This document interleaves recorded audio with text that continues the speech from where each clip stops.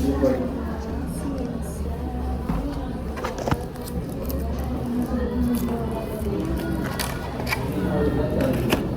hot.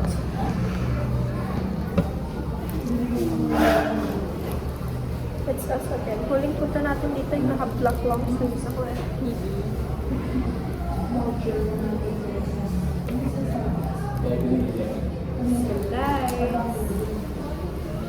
So guys, pareho na kasi kami busog. Dapat nga mag-Americano na lang ako eh. But guess what? She takes matcha latte. Alam nyo guys, yung Sara sabihin, isa nga bang matcha latte?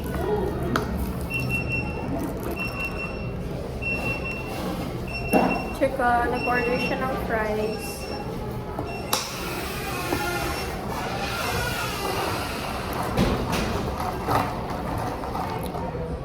Ano pagka ininom ko itong ganda? Yung natikman mo sa Starbucks.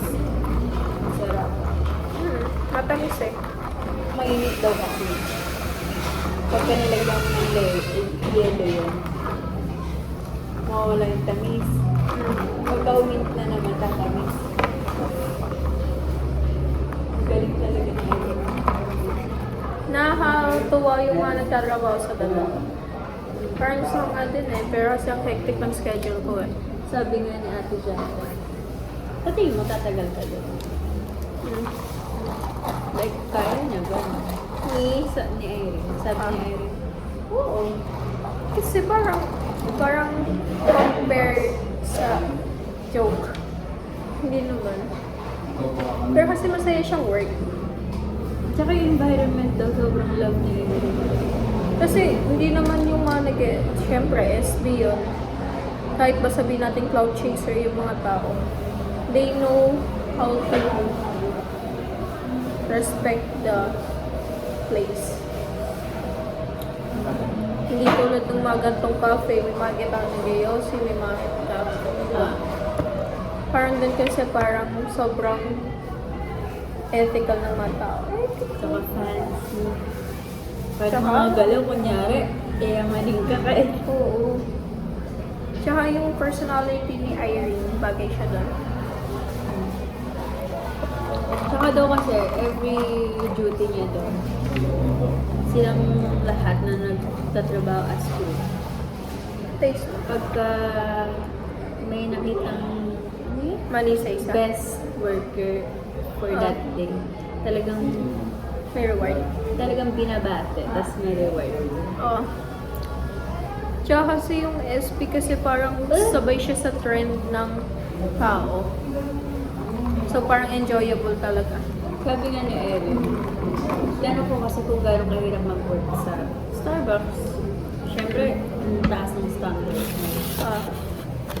Sabi niya, dati kasi 9/10. Lalo na ngayon kasi nga, sobrang daming tao. Dati kasi hindi eh. Tsaka ngayon kasi hinahabol nila yung stickers. For overall, okay siya. Kasi ang bayad sa kanya, 90 pesos per hour. Oh, laki ah. Oo. Si Ate Jaren, kung hindi ka nag-resign or nag-resign, 100 na siya per hour. 100 per hour na siya. Huh? Pag part-time yun. Pero pagka full-time ka, fixed price. Sige po.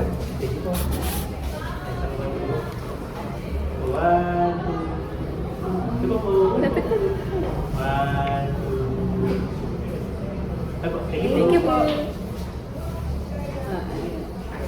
Pero, bakit ba nag-ano si ate? Huwag na tayo mag-name drop. Ay, sir. Ano kasi? Nag-OJT kasi. Sa Starbucks kasi, once na umalis ka, bawal ka na bumalik. Kahit any branch. So, ang ginawa niya, pumasok pa rin siya sa cafe. Pero sa SM North, Anong cafe? Ba't di niya kaya tinrice mga Jacob? more coffee. Maano rin naman ata yun. Parang drinking coffee din siya. Like, O kaya sa store Zeus. siya mismo. Store din. Hindi siya, Hindi siya. store. Ano ko nagustuhan doon na binibili niya? Kalaban nilang cafe. Ano? Bibili siya doon. Yung Kenangan Cafe. Ayun. That's the Wow, may tip. What's that, mayonnaise? Yes. Ganito dapat yung bibili namin. Pero bakit kaya si R hindi siya mag-work ng ganon? Baka bawal. So, di ba strict sila tita? Alam mo, hindi ko maintindihan siya doon sa part na yun. Maintindihan niya sila. Kay, Or with regards kay Johnny. Kasi totoong sinitsitan niya. ha? Siniksitan? Dahil maingay si Joy. Si Rhea? Tapos sabi niya na nakilala niya si Joy. Siyempre, may iba kayong kasamang tao. Diba? Tsaka alam niya yung bahay nila eh, may ganong surroundings eh. So, dapat behave lang yung mga tao. Kasi, kung ano, makakakita kayo dyan. Hindi natin isip, mamaya ganun na rin yung Isa. Di ba, tulad nga ni, sabi ni Ai, na every week may gantong gamit si Isa. Tapos ngayon, wala na. So, parang, nagiging malaki kasi yung impact ng tao eh.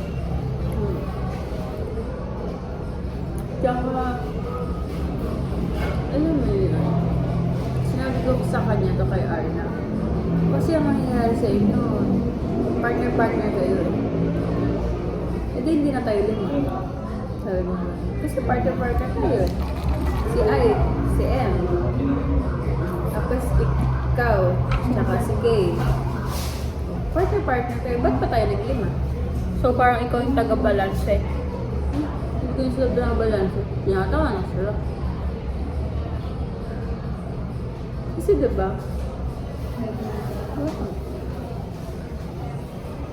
Natatawa lang ako. Pero hindi naman in offensive way. Valid naman yung kay Rhea, valid din yung kay Mia. Naguguluhan lang ako sa kanila.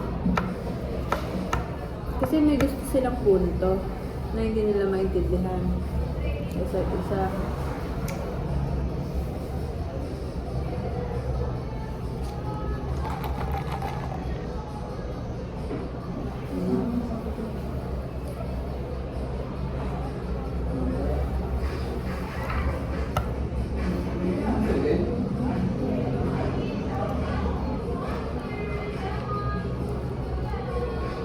Tama naman yung concern niya kay Kay. Napangunahan lang talaga.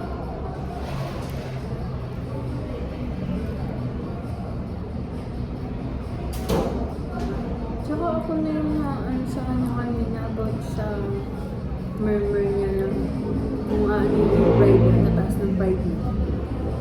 Wala pa yung ano niya.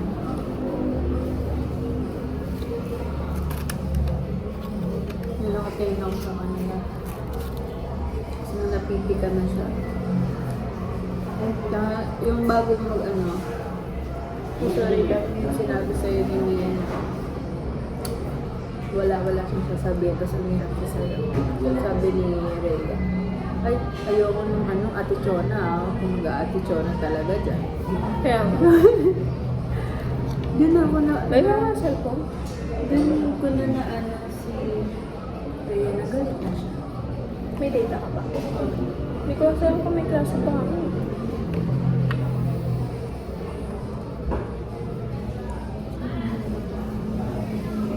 Oo, why? Sabi ni Tito.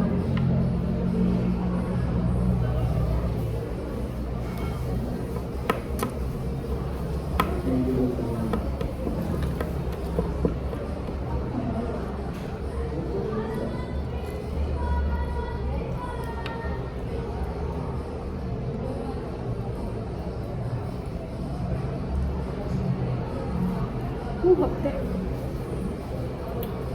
Wala pa din daw. Tinanong Tinanggalan mo po yung balat. Nagbabalat. Pero may naman ako tubig. Diba? Ano yung chat ko?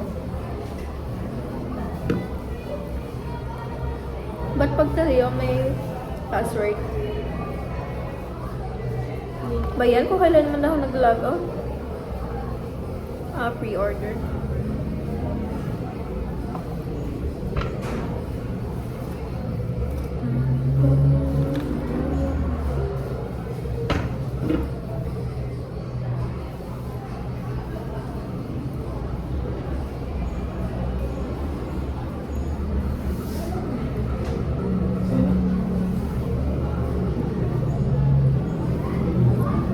Hindi ko alam kung papasa ako this time. 4 line of 7 grade ko. Bakit ba? 4 bagsak na exam ko eh.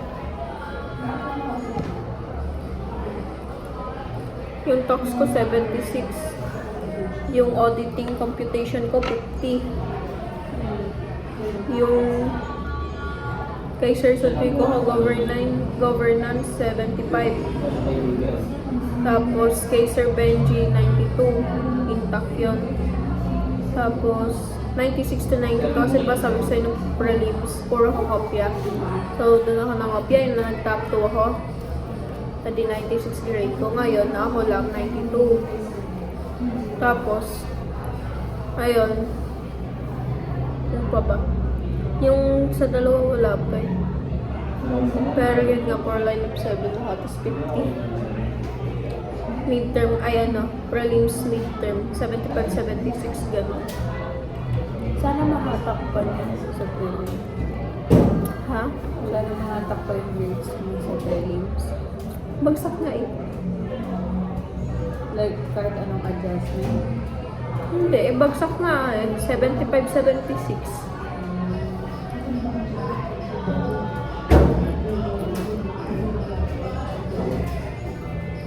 Ang gara ng grading system nila dito sa pwede mo 2.25 lang. 2.50 ka pa. Okay.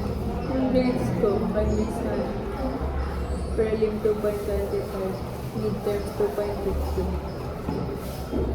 Gano'n na sa finals. Stress.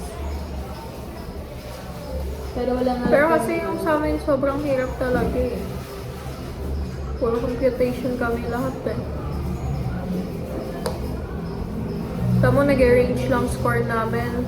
Hindi umangat ng 70. Kaya lahat kami bagsak. Eh yung akin 30 plus. Kaya siguro 70 plus.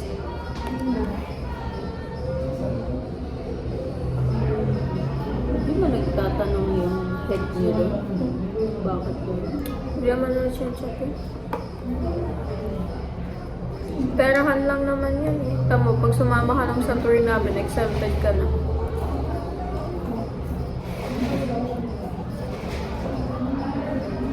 Kahit BSA, na-exempt na.